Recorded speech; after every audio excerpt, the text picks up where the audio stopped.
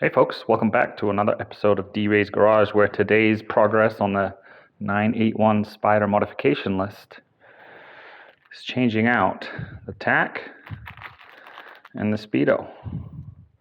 Look at that. Got a logo on the Speedo. We'll talk more about that later. But let's get it installed. See what you think. We're going to need a little magnet, a couple of little trim tools. Here I've got my combo kit, so I'll use my 10mm socket here to get the battery cleared. And then I've got a screwdriver because I think we're going to use some T10s, T15s, something like that to get out the gauge cluster. And then I've got the extensions and the ratchet. Pretty straightforward. We'll start with getting the battery out.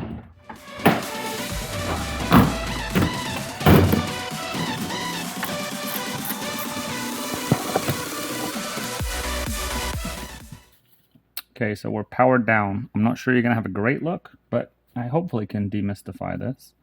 Now we're going to remove these two trim pieces. 1, 2, left and right. And then we're going to try and pry off from under there this little interior cowl or hood.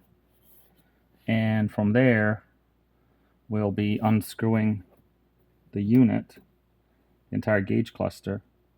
And then there'll be a couple of plugs on the back side to release it, and then hopefully we can remove it. To make things a little easier, I'm hoping I can get this somewhat out of the way. Be extra careful with this piece because there will be a power attached to it, so you want to make sure you don't rip off that whole line.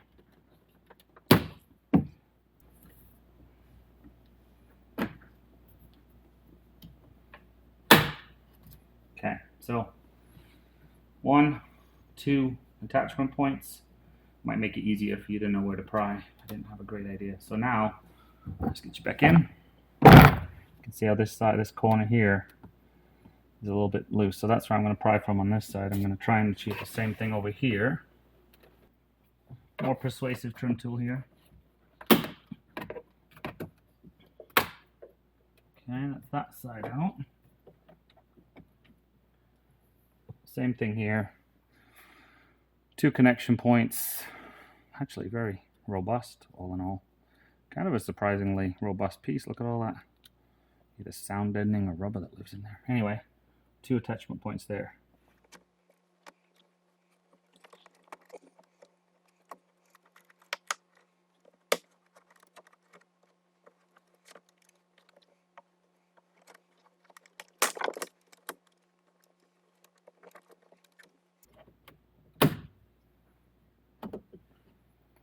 Man, it's kind of scary, but I don't know if you can see all the way through here, but this black bracket which held the trim piece is part of the same unit. So now you can see we can set down this unit, but you've got to be mindful that there are, in fact, I think I've broken this one. I'm going to glue that, but these look like guiding pins on the right and left side here, which this one's compromised. 2 attachment points here, kind of center top, and then you've got a connection point on the bottom right where that bracket is, and then on the bottom left again under here. So up here, you see, hopefully, it's blinding you. Those are the T25s on the top, and on the bottom they're a bit more recessed, but you can see again, or I can see at least, 2 more down there. So once we get those out, these T25s, these are, we will be in a place to extract the cluster, remove the plugs, do the rest of the project. Oh yeah. Alright. Now I want to get our magnet because probably less of an issue up here, but when we get down to the bottom, there's definitely a risk of losing these suckers in there. They're a bit tighter. It's fighting the Dremel. They're kind of tricky to get at.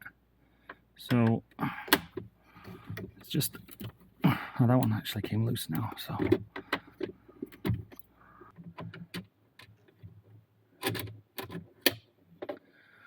look at that. Magnets are good, people.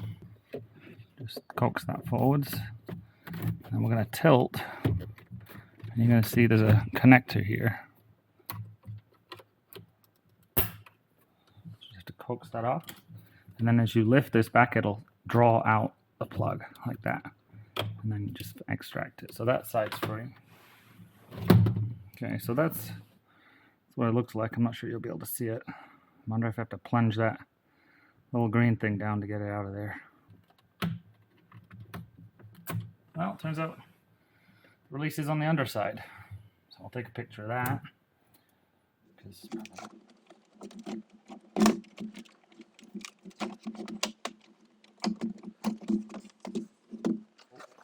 In order to release the lenses here, fingerprints on that, gross.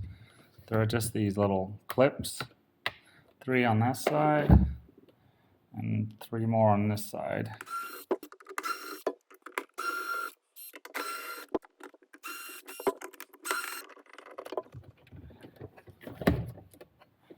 So any of the screws that have these additional washers, which you can kind of make out on the back because they do have a wider footprint, appear to be holding it together.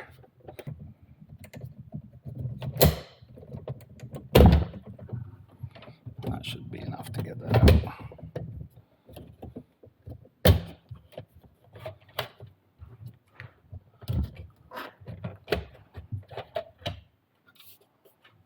Okay, so somehow we're going 100 miles an hour and about 3,800 RPM, and I'm thinking that's just my frustration. So we'll wind those back down. You can see it rest here, how this just sits just below 0, so we're going to try and replace it there when we come back. Let's see how stiffly these are in there. Oh yeah. Let's see if we can coax them out.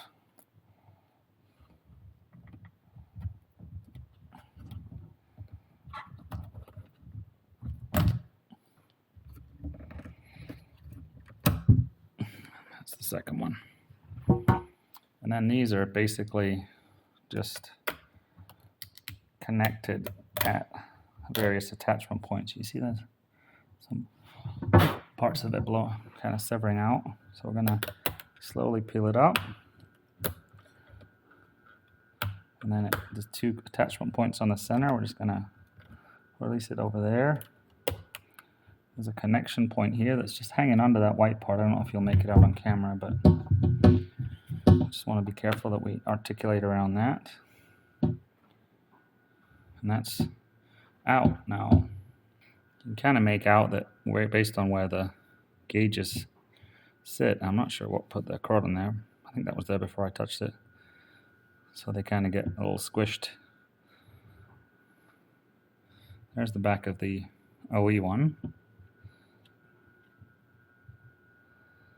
And if we take the new one, it actually feels a little bit thicker, but similar where all the lights will pass through. Let's see if they're, oh, look at that, a little bit bigger on there. I'm going to wedge it in under there, connect it on this side. Same here, we'll just tease it up because it looks like they get kind of compressed on there over time. And clear the middle lips, and then the little bottom piece here, and then it just connects, and there's a tiny little clipper right down there. So let's see if we can get this one in.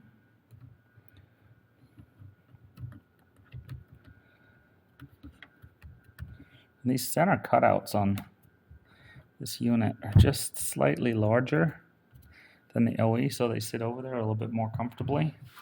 You know, I'm not sure. Do you mix and match? I don't know.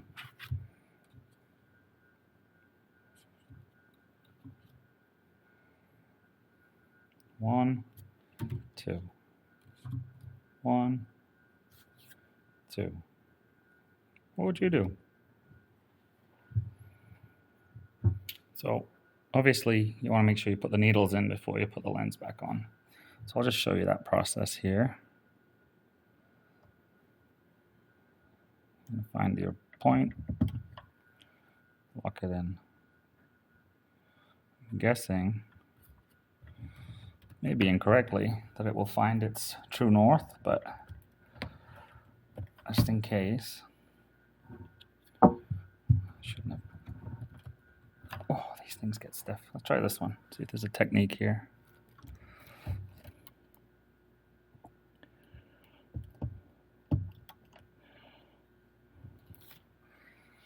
This one feels a bit loosey-goosey, so we haven't found, you see that? It seems to be where it's bottoming out. We don't want that, so we want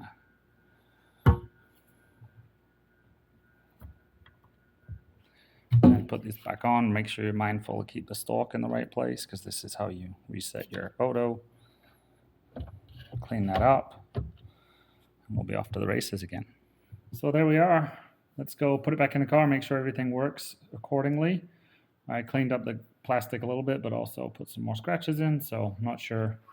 Pretty delicate lens, so be careful with that. Make sure you put back in your washer-based T10s, I think they were. Is that right? Yeah, T10s. And then make sure you get your piece back on here. I do need to put this on like that. And then just test it. I'm going to hear the clicks. That mechanism is working. Reinstall is the opposite of uninstall, but you never know. If I'll keep the camera rolling just in case I run into anything, but if I don't run into anything interesting, we can assume it all went relatively smoothly.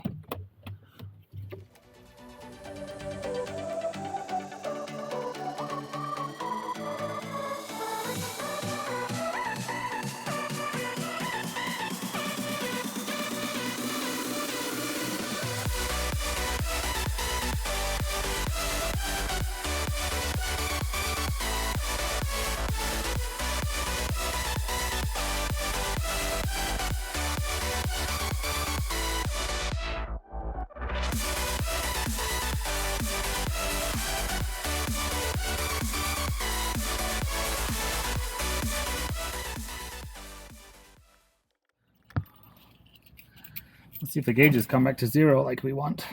Do I need that plugged in first?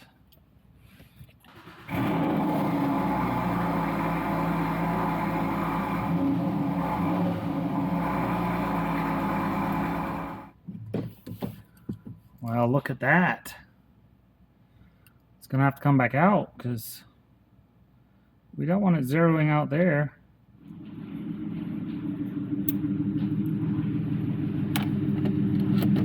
Turns out, as I was editing the footage, camera battery had died. So here it is fully installed. You can see I've got the zeros here reset, so they're just under 0. In a moment here, not to make it too loud right now, I'll turn the car on so you can see how it, at least the speedo goes to 0. The tach will obviously move up with the cold start to probably 1,000, 1,100, and then if it does drop down, it'll be in that 700 range, which is standard idling.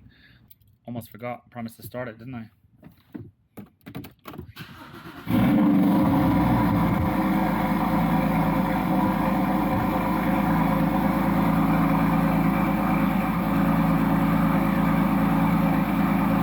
If you want to know more about this, go to gaugefaces.com. They customized this right here. So they've got my logo on here, and then they've got Spider on here, but they can do a variety of things. They've got Nürburgrings, they've got lots of different colors.